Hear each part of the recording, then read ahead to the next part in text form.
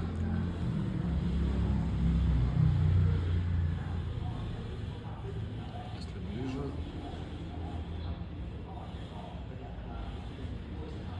Яблоко все плохо, у OnePlus все отлично.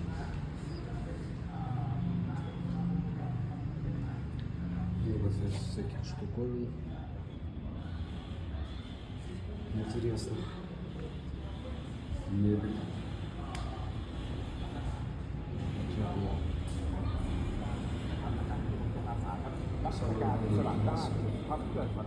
Насколько хорошо отрабатывали здесь микро, раздавали максимально тихо просто. Беспредельно тихо. И настоящие моделинги. Ну и то, что касается 4К 60 FPS фронтальной камеры, почему-то яблоко с шумами лютейшими. А OnePlus зато с лагами лютейшими. Вот так. Сможете снимать себя, насколько эффектно и эффективно, решать вам в помещении. Вполне возможно, микрофон у яблока все это время закрывал. Просто тест мечты. Дорога, 4К 60 FPS, ночь. И два смартфона пытаются вам передать картинку, которая вас будет устраивать. Насколько хорошо у них это получается, судить вам, я прям их перекрикиваю. Если меня не собьют, вы этот ролик увидите.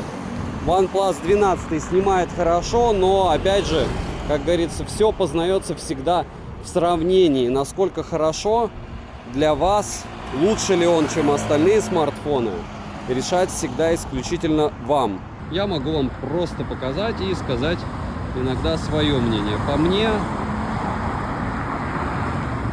ну вот посмотрите на лампу, мы видим кусок, какую-то попытку. Ну я говорю, на что обращать внимание, на него новые вывески, но они вдалеке, не видны ни там, ни там. А на движущиеся объекты, опять же, ставить на паузу, смотреть. На динамический диапазон, но я не знаю. У меня ощущение, что на OnePlus какая-то легкая дымка. И он здесь похуже. Но опять же, нужно смотреть на большом экране. Вы уже это будете, скажем так, видеть наглядно. Но напоминаю, что яблоко может уйти на ультраширик. А Xiaomi, OnePlus, люди, кони, сейчас в магазине продавал смартфоны Xiaomi. OnePlus идет с подсветкой сейчас. Яблоко без подсветки, 4К 60 FPS. Ну вот так. Вот это поинтереснее пример. Это 4К 30 FPS ночь. И по идее отрабатывать все должно лучше, хотя и менее плавно. Лучше в плане должно быть видно больше объектов. Ну а менее плавно, и так понятно почему. Ну и если посмотреть на OnePlus, на его экране, как-то все подтормаживает слегка. Но опять же нужно будет смотреть на большом экране. И работа со светом. Однозначно ясно, кто есть кто. Ну что, как говорится, все самые интересные тесты или вещи происходят в лифтах. И вот так тесты в первую очередь вы сможете снимать на, получается, iPhone 15, как вы видите, и на OnePlus 12, находясь в лифте. На ультраширик в OnePlus 12 можно выходить только в 4К 30 FPS. Ни яблоко, ни OnePlus 12 не может переключаться на фронталку, к сожалению. И насколько хорошо или плохо вы сейчас видите, дополнительного освещения не включилось. Обычно все светлее, но опять же смартфоны в одинаковых условиях. И тот же самый лифт 4К 30 FPS. Фронталка. OnePlus сразу врубил подсветку. OnePlus молодец, помог iPhone 15. Ну и немного дневного сравнения. Особо смысла в нем нет. Почему? Потому что, смотрите, вот иду я, и сразу видно, кто как со светом работает. Ну и не сказать, что OnePlus по мне выигрывает. Опять же, вполне возможно, опять закрыл микрофоны у iPhone, который в УАГшном чехле iPhone отрабатывает максимально плохо, хотя микрофоны. Так, с небом вы все сами видите, ветер лютейший. Как он с объектами дружит или не дружит, вы тоже сами видите. Но днем все плюс-минус неплохо отрабатывают среди флагманов. Все-таки не так много смартфонов заползают за цену больше $500. И все, что выше 500, снимает в целом чаще всего прилично. Опять же, как хорошо, плохо. Вот он. Смотрите на динамические диапазоны, работу со светом, баланс белого и остальные прелести. С цветами ближе яблоко. Чуть-чуть. Но опять же, это на экранах смартфонов. Надо уже отдельно посмотреть, не на смартах. Ну какое сравнение без шикарных рыбок. 4К 60 FPS. И коты у нас были. Теперь и рыбки были. Да. И очень много всяких живностей. Вот так сможете снимать. Если аккуратно. В довольно спокойных условиях обстановки. 4К 60 FPS, съемка у дороги. Сразу обращаю внимание на облака, на движущиеся объекты. Так, если плавно мы будем следить за чем-то, то вот так вы сможете снимать. Но вообще уже камеры на уровне, не знаю, мне кажется, проф-камер десятилетней давности. Точнее, по большому счету мы можем уже снимать лучше, чем некоторые студийные камеры просто на смартфоне. Главное правильное освещение. Хотя, опять же, студийным камерам тоже нужно правильное освещение.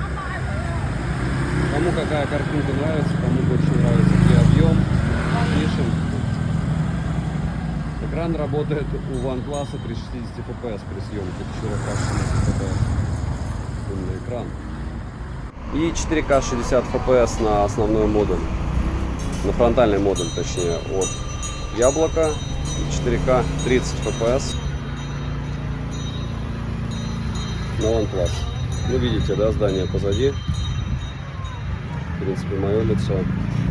Ну что, справа у нас OnePlus, ISO выставлено 320, то есть те данные, что у нас дает программа Hasselblad, они верны в принципе. Если брать Яблоко, ISO было 200 и апертура 1.6, притом задержка 1.60. Если посмотреть на детализацию, во-первых, OnePlus красит.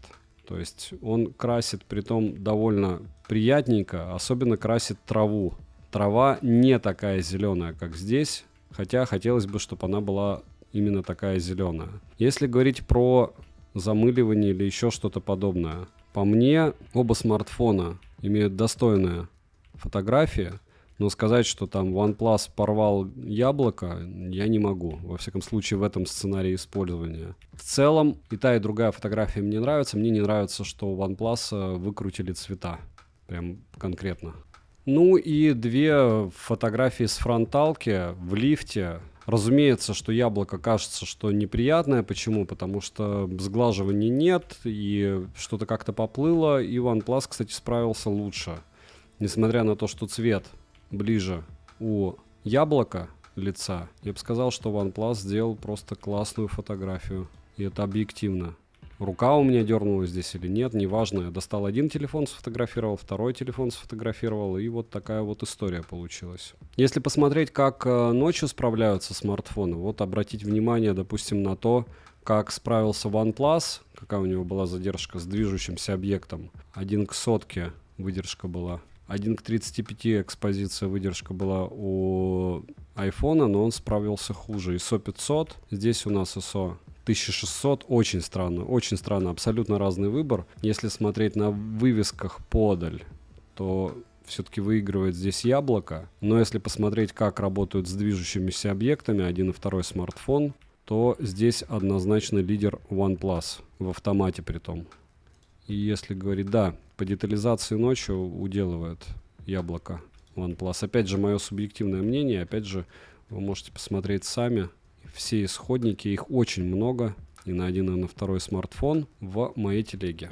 И ультраширик. Меньше всего хочется разоряться по поводу того, насколько один смартфон лучше по фотографии, чем другой. Почему? Потому что, вот, допустим, максимально солнечная погода, и если мы так смотрим, то вроде бы неплохо. А реально цвета были абсолютно другие, он добавил контрастности, с динамическим диапазоном здесь по мне тоже беда, но опять же, зато фотографию хочется смотреть. То есть объективно они делают так, чтобы нам было приятно, а не то, чтобы было реалистично, хотя мы все сейчас уже топим и боремся за реалистичность.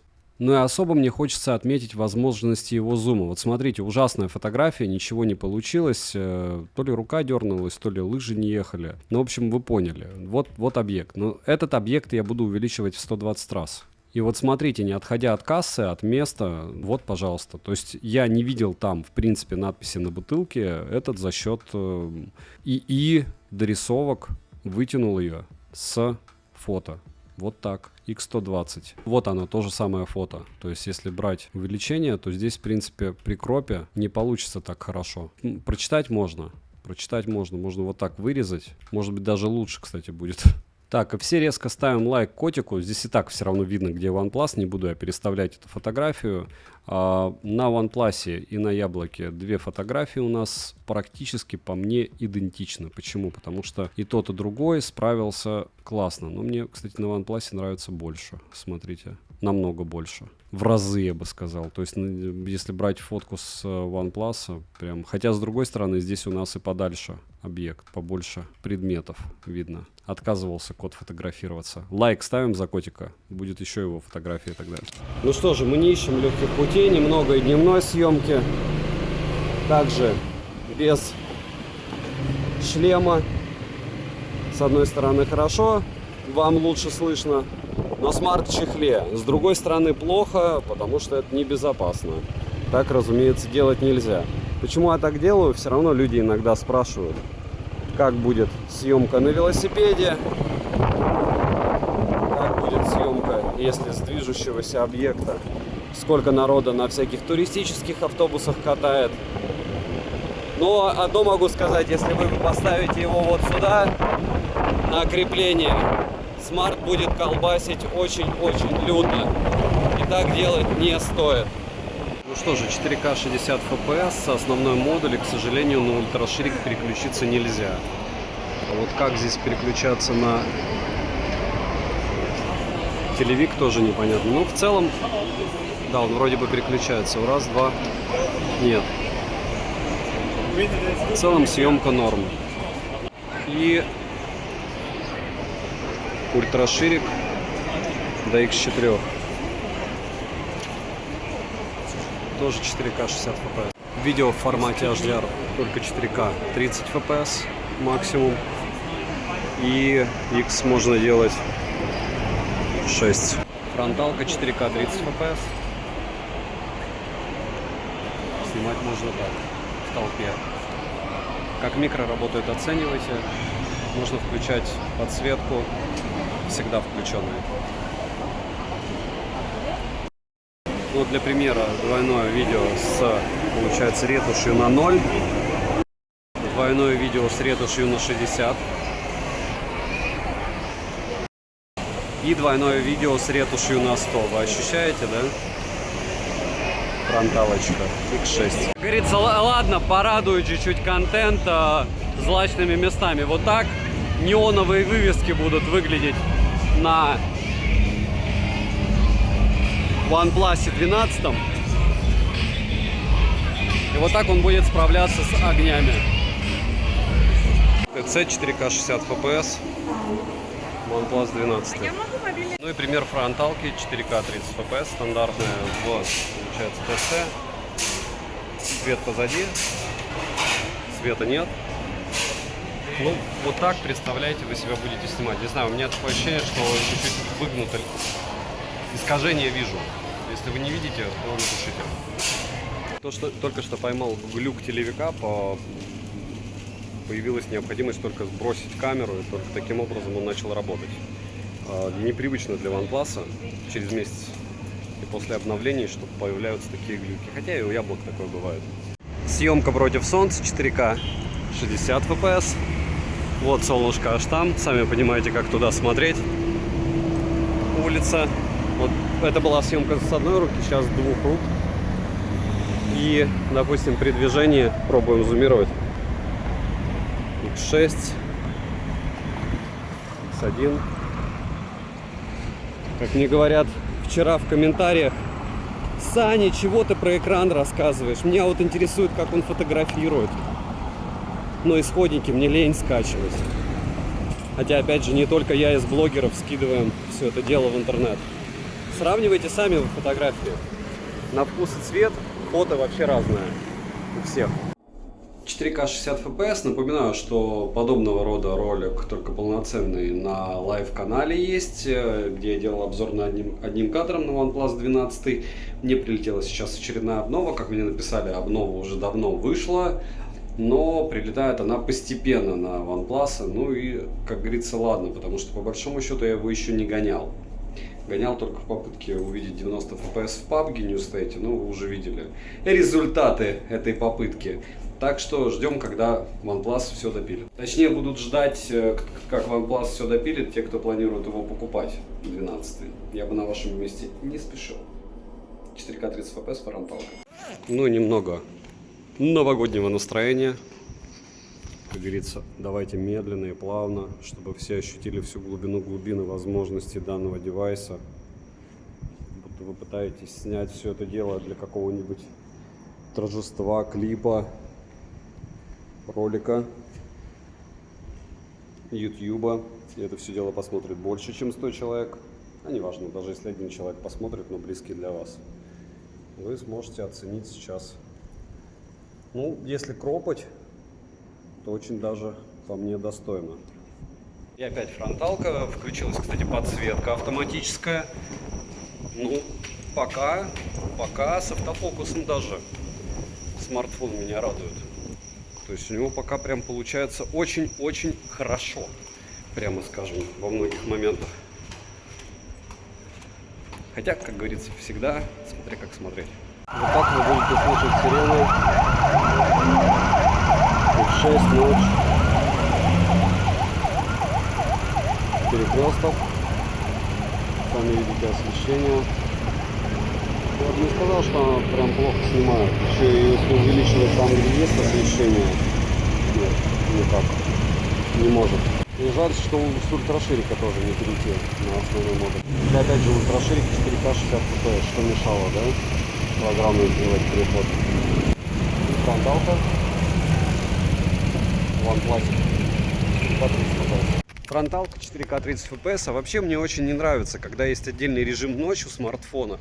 Такие мощности уже 2 миллиона баллов в Antutu, а они не могут даже определить за счет сенсора ночь или нет. Если у них автоматический выбор ISO, все датчики есть, датчик освещенности, вообще все есть. Для того, чтобы определить, ночь это или нет. Зачем мне говорить об этом смартфону? То есть, в общем, в автомате это все должно работать, а не как в OnePlus сейчас, 23 год. И я знаю смартфоны, у которых нет этого. И они как-то справляются. Хорошо бы остальные на них смотрели, правда? И да, это все удобство. Выносить какой-то отдельный режим, чтобы им пользоваться, а вот потемнело или нет, а достаточно освещения или нет. Почему вы должны об этом думать? Это смарт. Поймал еще один мини-глюк 4К 30 FPS во время того, как делал фотографию селфи в максимальной яркости без авторежима. Смартфон сбросил яркость в 0. То есть вообще не было ничего видно. Хотя он не перегретый, ничего пока. То есть довольно странно. И, как вы видите, да, довольно прохладно для меня. То есть ему тоже, по идее, жарко не должно быть. Вот он, рыбный рынок, на который я год не мог доехать.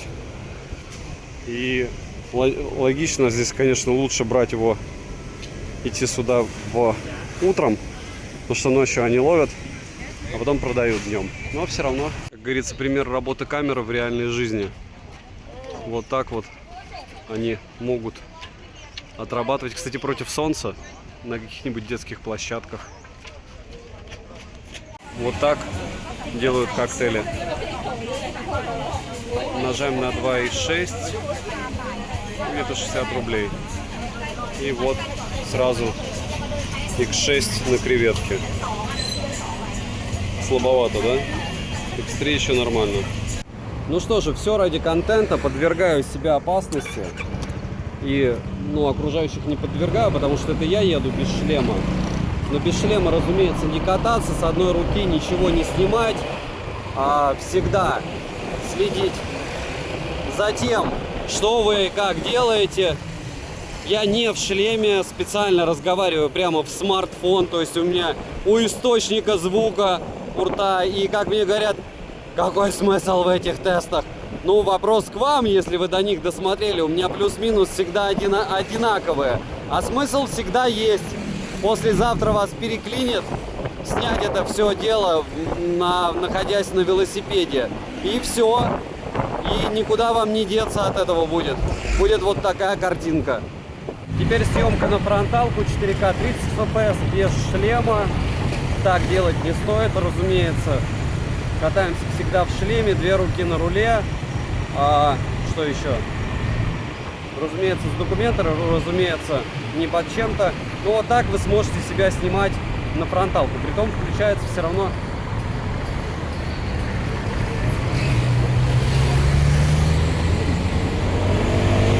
подсветка. Люди просто в 2 ряда остановились на байках передо мной, и все.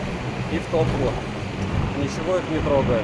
В общем, в целом хватит вам для примера. Минусы: нет мини-джека, нет возможности расширить внутреннюю память, вставив microSD. Процессор слегка задушен, если не сказать капитально. И более сырого смартфона, повторяюсь, на Gen 3, а у меня сейчас даже Red Magic, который, ну, не подвал, но второй эшелон, точно не первый. И то они лучше оптимизированы. Так что думайте 1000 раз. Цену посмотрите по ссылке в описании к видео. Очень не советую покупать, пока глобалка не выйдет, потому что если у кого-то есть какая-то радость бежать потом искать сервис, который тебе разблокирует этот смартфон, то флаг вам в руки, как говорится, и барабан, сами знаете, что куда. Почему? Потому что стоит это дело, ну, довольно прилично. Флагманская стоимость, не флагманская защита от влаги. В каком-то, извините за прямой текст, убого тормознутом Samsung A54, который почти в 3 раза дешевле, она есть. А здесь, ну, зачем вам защита от влаги? В целом, не забудьте подписаться на телеграм-канал скидок, взаимопомощи и мой личный телеграм-канал по ссылкам в описании. Там много всего полезного. Всем огромное спасибо за просмотр, и не забудьте подписаться, разумеется, на этот канал тоже. Резюмировать я бы хотел без позитива.